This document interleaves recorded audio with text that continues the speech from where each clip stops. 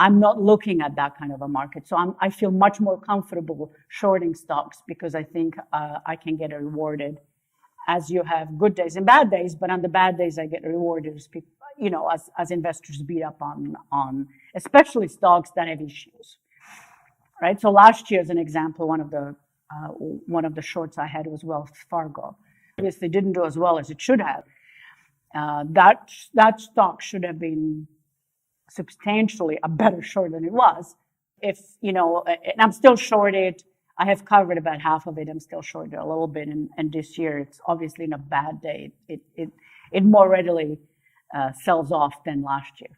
So that's kind of what I'm thinking. I'm looking at companies that have issues that already have sinned. So I'm not predicting anything. I'm not sitting here thinking, I know what will happen in the future. I'm looking for companies that have already had a couple of whoopsies and shorting those. But again, trading within, shorting them on days when there's bounces and covering them on days where they get beaten up.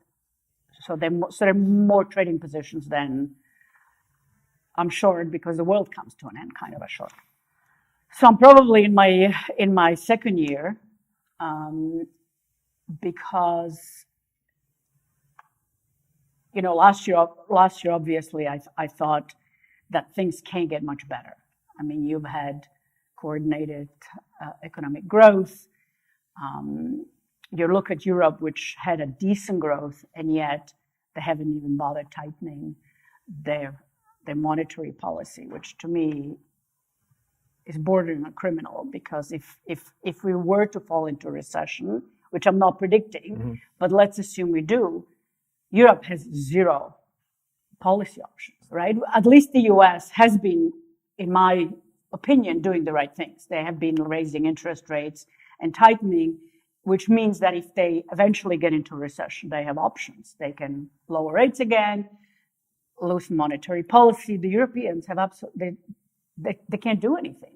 So this is also the reason that I would prefer to be in the US market than in any other market, including Canada, because I think they actually have proceeded, perhaps not at the right pace, but at least they've done the right things. And I think the economy is going to continue to be the strongest out of the developed world.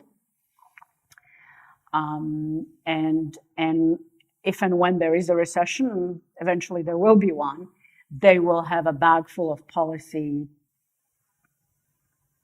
tools that they can use to sort of help themselves.